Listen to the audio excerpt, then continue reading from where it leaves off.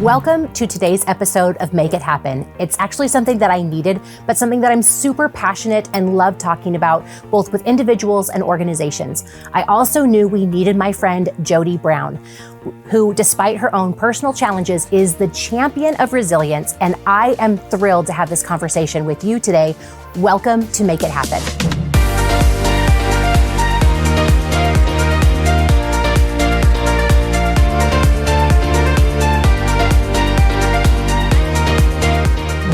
Today's question comes from Bethany Hargett. She says, I am a super busy mom of 10 and I'm currently getting a degree. Was it master's or bachelor's? It doesn't matter. But what's great is that she also has 25 grandchildren. Her question is, my business takes a lot of time and it is a huge passion for me, and it gets a lot of priority. But what are your best tips to simplify my life and accomplish all that I want to do? Oh, well, bless your heart. I have 2 children and sometimes that feels like 10. But I think that whether you have children or don't have children or whatever it is that you have going on, I'm sure at a certain level, each of you can connect with Bethany's question about wanting to simplify your life. The world has come back and I feel like it is speeding by faster than ever.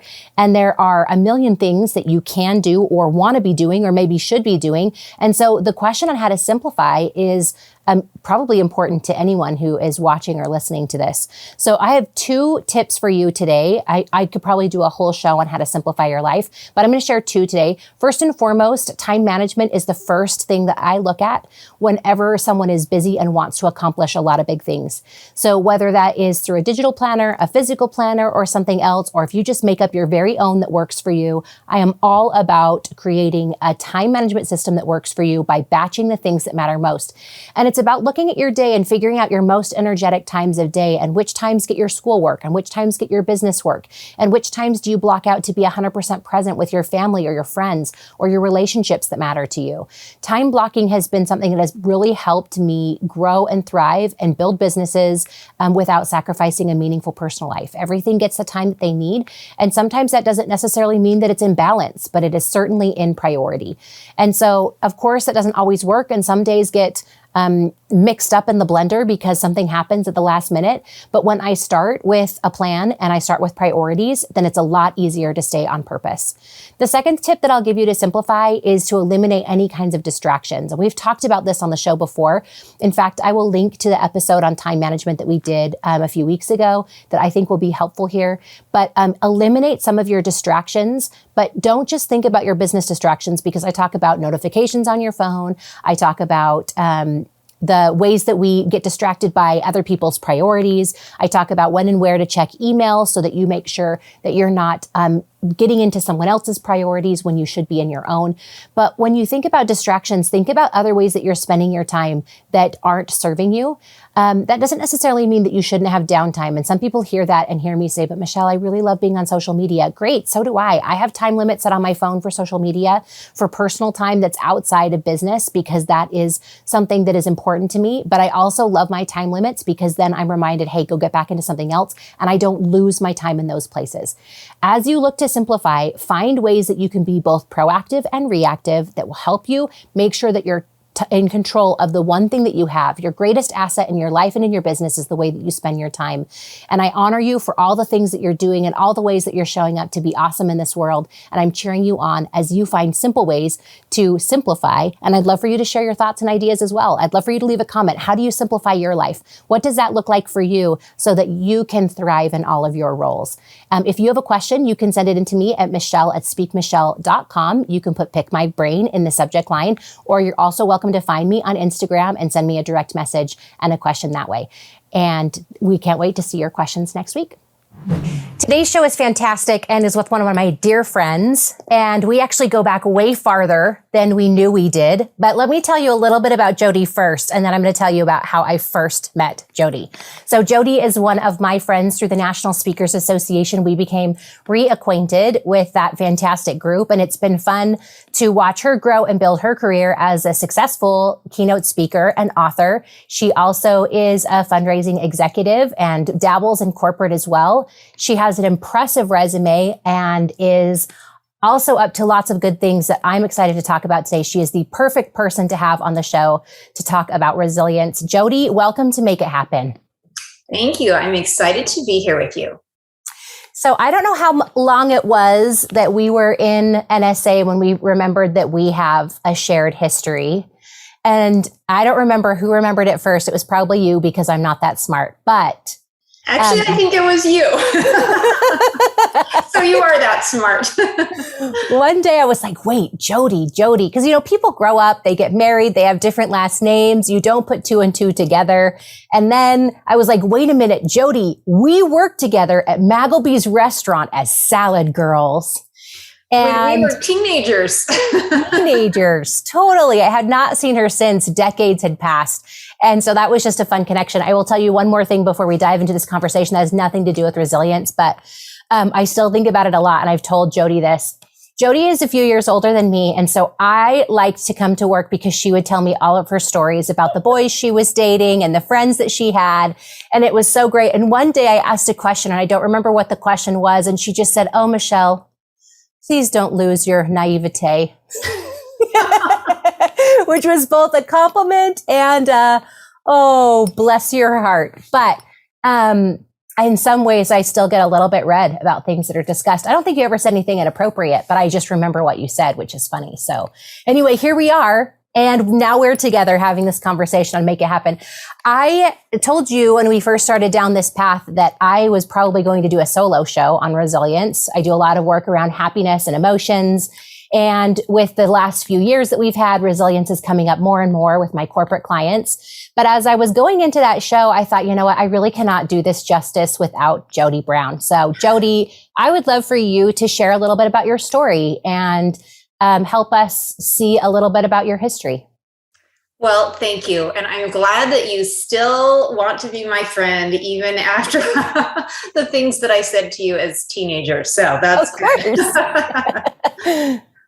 So a little bit about me, I guess a little bit about why I consider myself to be resilient, or even hopefully a few stages past resilient, which is, in my mind, I term it anti-fragile. Which is becoming better from the things that would otherwise try to weaken or destroy you, things that would stress you, things that would cause you volatility, or even those mistakes in your life. And I guess the reason I am often asked to come in on this topic is because 13 years ago, in fact, I just had my anniversary the other day. I had my craniotomy anniversary. So my craniversary was on Friday, and I celebrated 13 years since I had a craniotomy for the removal of a brain tumor that was wrapped around my brainstem.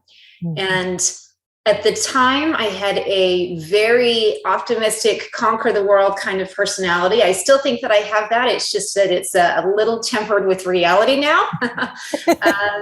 And I really believed that it was going to be a go in and let's get this done and taken care of thing in my life, that I would have surgery, I would pop back to normal life, and things would just fall back into place, and my white picket fence life would just all of a sudden reappear, and I would be living my happily ever after.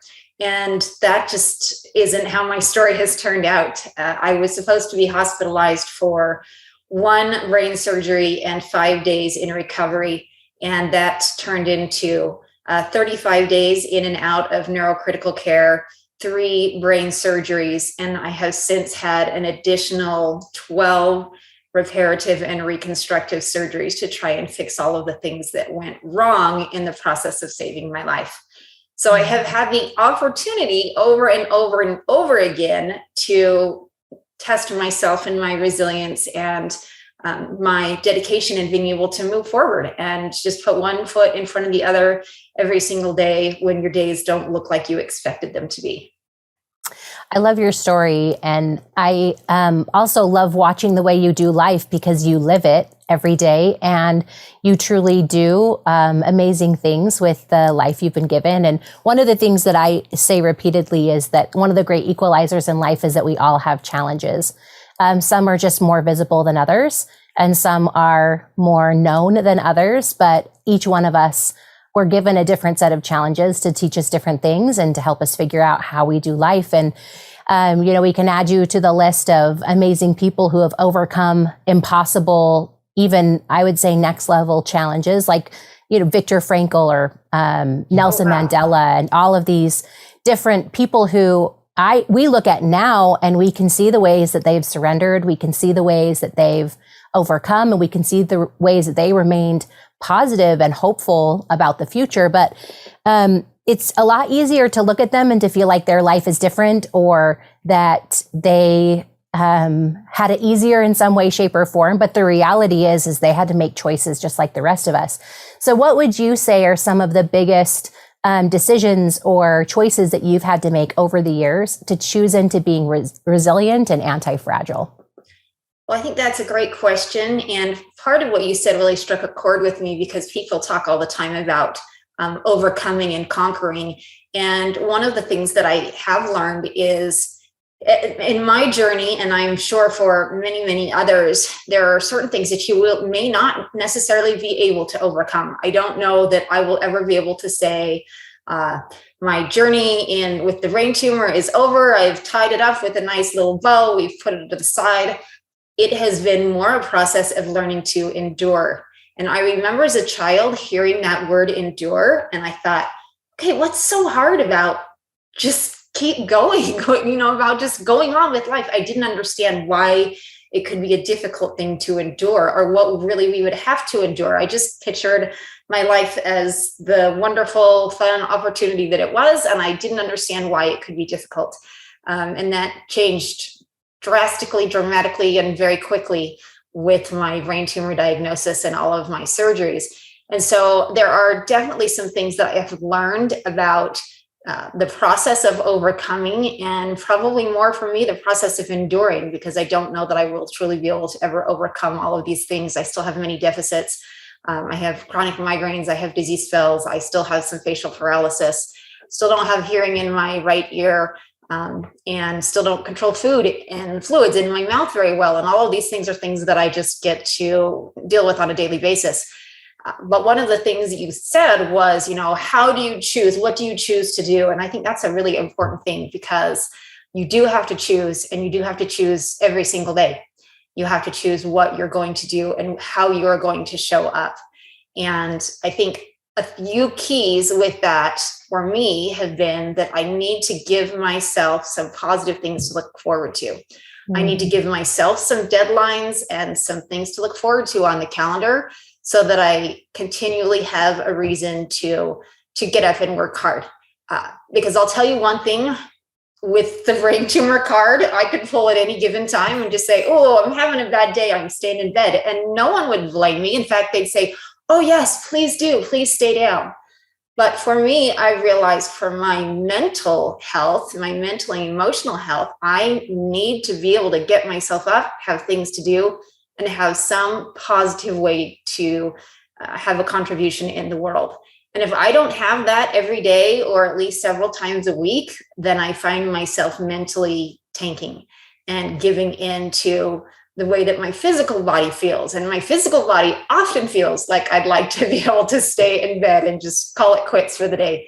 So for me, that's been one of the things that I consistently do, is I give myself make myself commitments and give myself things to look forward to on the calendar. Some people say, my gosh, you're crazy busy. You're always going places and participating in good things. But that's absolutely a choice. And it is on purpose, so that I can make sure that I have those things to look forward to, and I can be part of groups where I'm receiving as well as giving from the people that are there. And you are one of those people. You are part of my tribe at National Speakers Association. And you know very well from serving in leadership the amount of time that you can dedicate to that. And it's not necessarily time that you're getting paid for. Usually it's time you're not getting paid for. It's volunteer time. But you also recognize the positive things that come out of it, and the friendships and relationships that you develop. So that's one of the things that I do, is just I insert myself, I give myself a place at the table with the people and organizations where I can do some good, so that it keeps me in a positive place. I love that. I think one of the easiest ways to take someone from where they are to where they want to be is to give them a reason to move forward and give them something that makes them want to get out of bed. And at the same time, I know there are people who may be watching or listening who are like, but I can't today. So do you ever have those moments where you're like, no, I'm just going to stay in bed? And if so, how do you give yourself permission for that without guilt or shame? I have learned and gotten much better at that over the years. I was not good at that in the beginning. I was such a get her done girl. I was going 100 miles an hour all the time. And my husband at 9:00 at night on a Saturday, when I was getting ready to start a brand new project, he would just like look at me with exasperation, kind of like, oh my gosh, do you ever stop? And boy, oh boy, have I had to learn how to stop. And it was not easy in the beginning to give myself that permission. In fact, I remember when I very first came home from the hospital after 35 days in neurocritical care. And my first night at home, trying desperately to get some sleep. And I woke up at 7 a.m. and thought, I got to get up. I got to make sure my kids are up and going. And my mom was living with us at the time to take care of my family and to help with those things. And I got up and she said, Jodi, what are you doing? I'm like, well, I got to be able to get up. I got to take care of things. And she said, no, you need to rest. You need to let your body recover. You've got to heal, and you're not going to heal unless you have the rest that you need. And that was the start of learning what has been some very hard lessons for me. I have not always been good at taking that time for myself. But I now realize that it is far better for me to take that time when I need it, because if I don't take it, I pay for it. I pay for it with additional down days, with worse migraines, with additional medication needed. And so I have come to realize that when I wake up or I am doing an activity and I realize, oh my gosh, I have a migraine coming on, or I'm a basket case and I shouldn't be driving, or whatever the case may be, it is far better if I allow myself to stay in bed, take that time. And I don't feel guilty about it anymore. I have finally now, and it took me years, but I finally have gotten to the point where I realize it is better for me and for my family if I will take the time up front rather than pay for it on the back end. And so that's probably how I get away with doing it without guilt. Is I also recognize I'm not going to get in bed and stay there forever. I'm going to stay there until I can start to function again. And hopefully, usually that's one day. In bad cycles and bad episodes, that might be multiple days. But I'm always better if I listen to my body and I listen to what my body is trying to tell me so that I can get better as fast as I can. I think that's incredible advice. And I think that works whether you're dealing with physical challenges or mental challenges.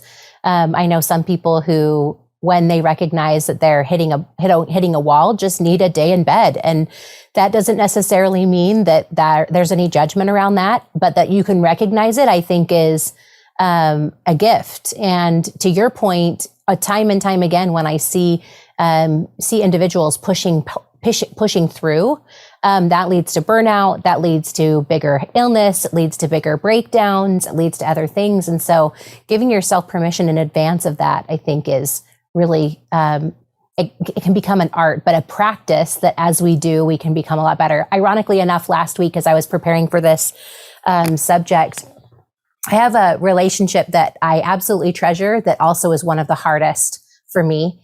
And from time to time, there are issues, and though they're, for whatever reason, they're just really hard for me to bounce back in those circumstances. And the commitment is there, but that also doesn't mean that there aren't bumps along the road.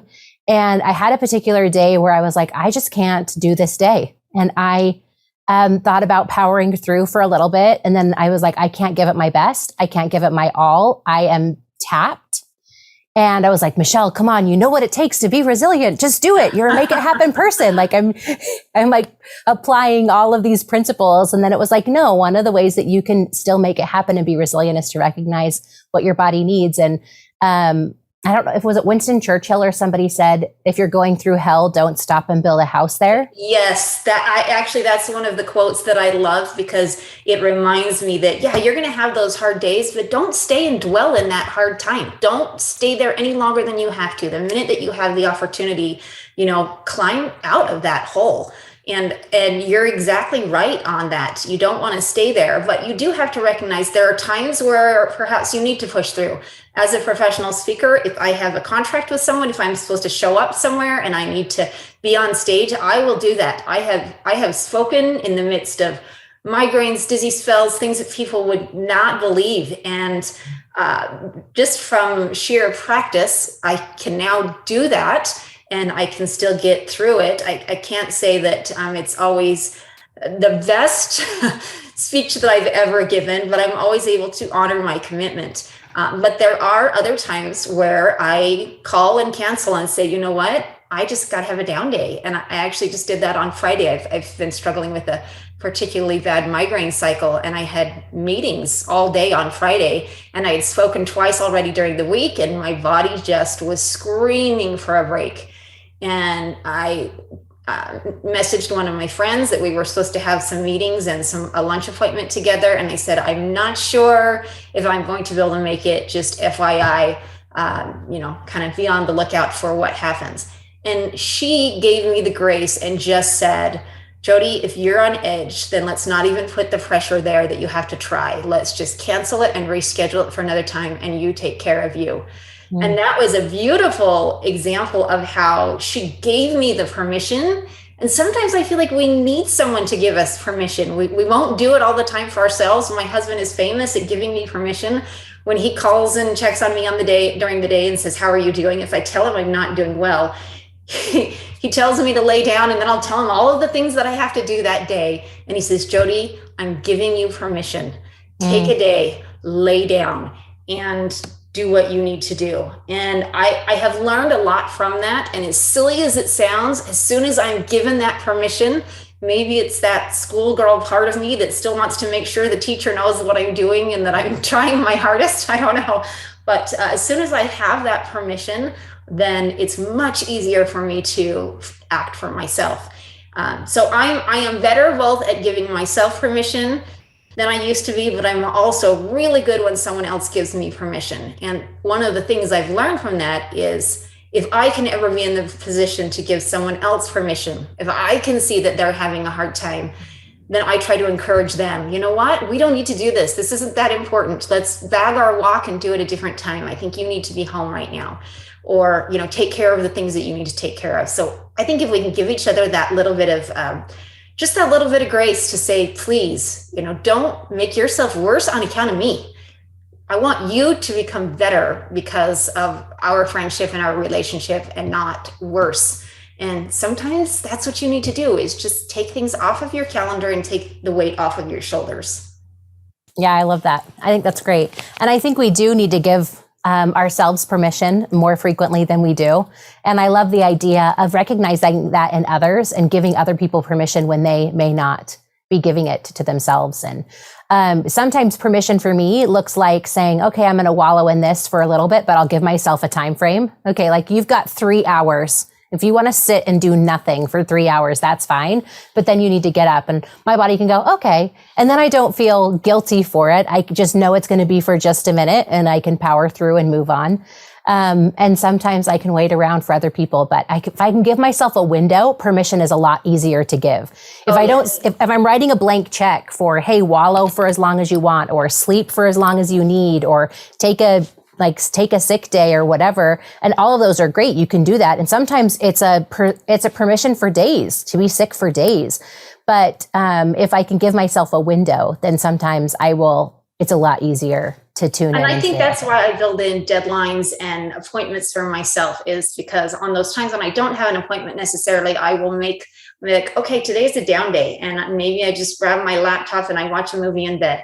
But I also know that this is temporary. I'm not going to let that time go on. And I do think, to your point, Michelle, that's a really important thing to do, because if we just write that blank check and say, I'm staying in bed as long as it takes. Well, guess what? The longer you stay in bed, the harder it's going to be to get out, and you're not going to just magically feel better. You have to do something to break that cycle, whether that means you get up and take a shower, or you get up and go for a walk, or you drive around and go to the grocery store. You've got to do something different in order to get out of that. And so it is important to give yourself, yes, the permission to take that break, but also knowing that that's temporary and you have a stop time where you're going to get up and start doing the things that you need to again, because not only will that give you something to look forward to, the fact that you have a little bit of downtime, but it will give you the commitment to get up and do what you need to for your body to start going again. Yeah, I think that's a perfect. Last week when I was struggling, I was like, okay, you've got 2 hours. And then I got up and I started a load of laundry and I set a timer in my kitchen for 10 minutes to clean up the kitchen. And at the end of the day, I could say I got what I needed. I took a breath and a break, and I still did something productive so that I could say the day wasn't a waste or that I hadn't wallowed it all away.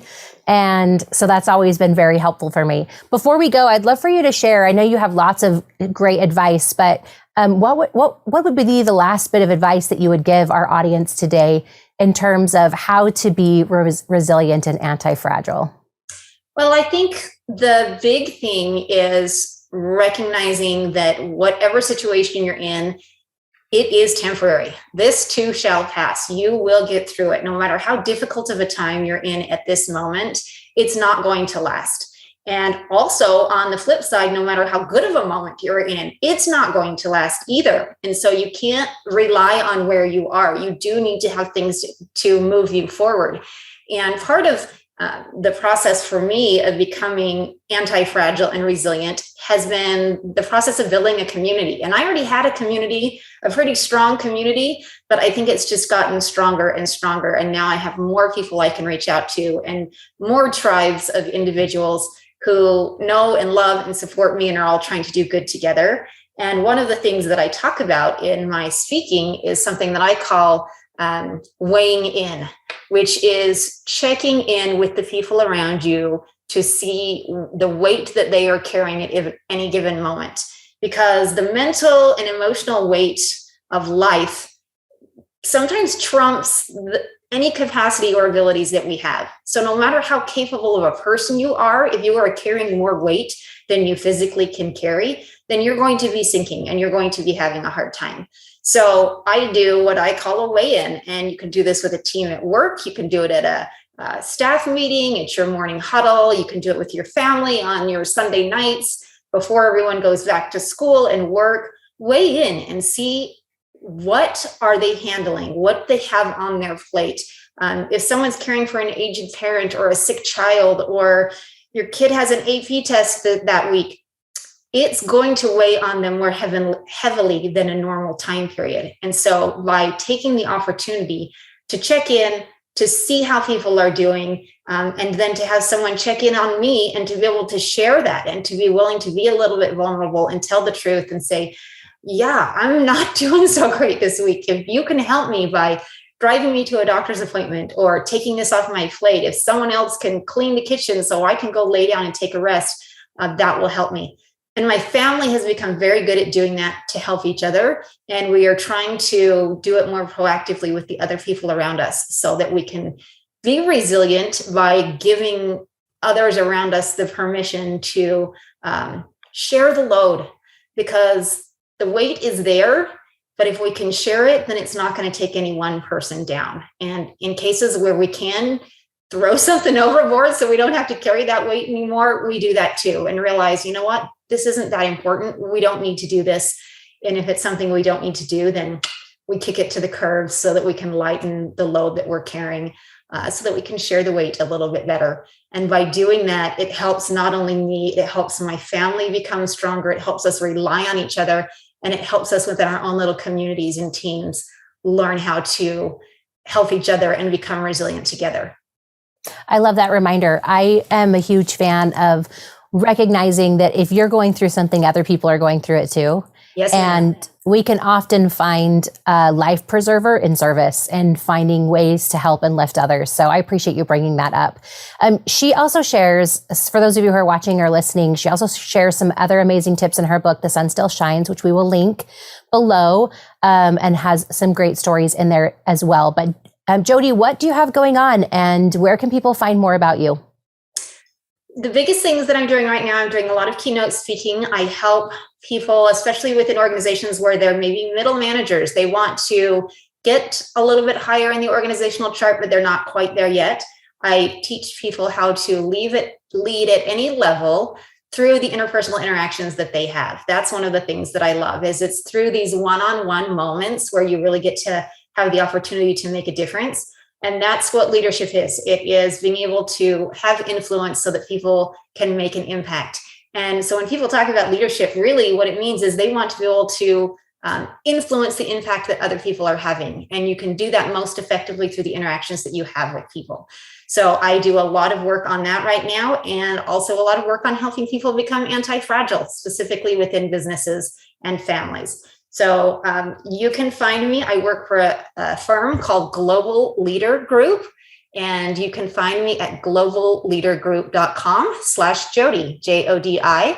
And I am also super active on LinkedIn and on Facebook. So I would love to connect with you and start a relationship so that we can get to know each other.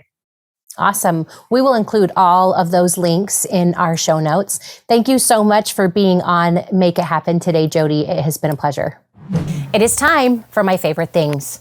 So first and foremost, the book that I'm reading right now is The Magic of Surrender by Kute Blackson, who is new to me. One of my friends did a podcast episode with him, and that got me down the path onto his book, which is amazing. Kind of plays with your mind a little, because I am such an in-control person. The thought of surrendering is foreign. And yet I can see the ways that it is very, very, very good for me. So if you're looking for a great book, I'm loving The Magic of Surrender. Also, I am loving this battery. Now, if you're an Android person, I'm sorry, this is not going to help you, okay? But for my Apple friends, if you're an Android person, I still love you. I'm not one of those people who will kick you out of group texts, okay? You can still be friends with me. But if you're an Apple person, you need this. So this is a magnet phone battery. And all I do is connect it to my phone, and it will charge my phone as I'm coming and going. This is fantastic. It does about 2 full charges, sometimes a little bit less, maybe if I'm overusing it, but it's perfect for when I'm got a day at Disneyland, or I'm traveling for the day and I'm not going to be connected. So I'm charging this up, getting ready for a trip this week, and it has been an absolute lifesaver.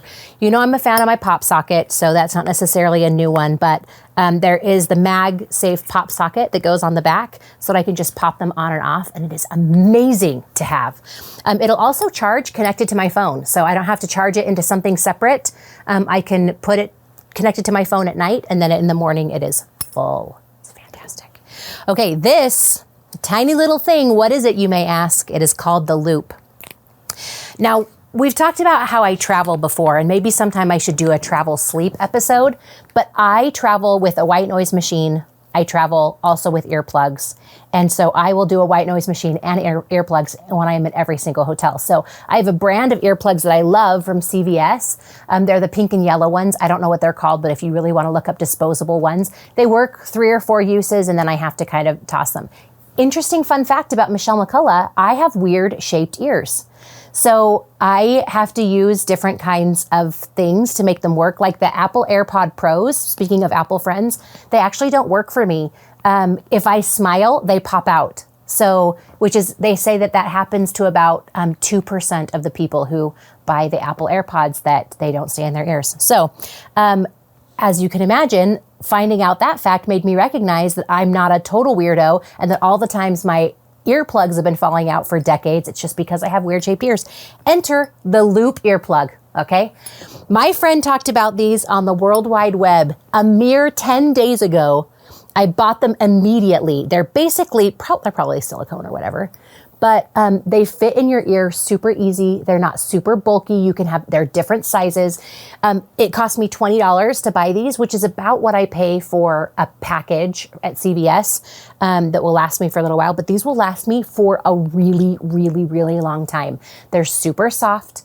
They totally noise cancel, and they have a variety of different earplugs available. So depending on what kinds of things you need earplugs for, I use mine for sleep.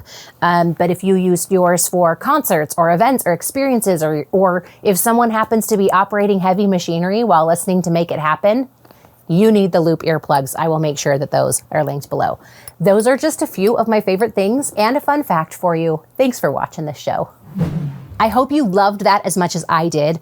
I love having conversations with soulful friends that remind me about my priorities, but also remind me to give myself permission for the things that I need. I would love to hear what your takeaways are from today's episode by leaving a comment below. Share with us what you're liking, what you're listening, what you're hearing. I also would be honored if you would take a minute to just leave a little review. Any thoughts or ideas that you have about this show that could be helpful for someone else who is looking for a podcast that might help them increase in their resilience in the ways that they grow and thrive personally and professionally. Thank you so much for being part of Make It Happen, and I look forward to seeing you next week.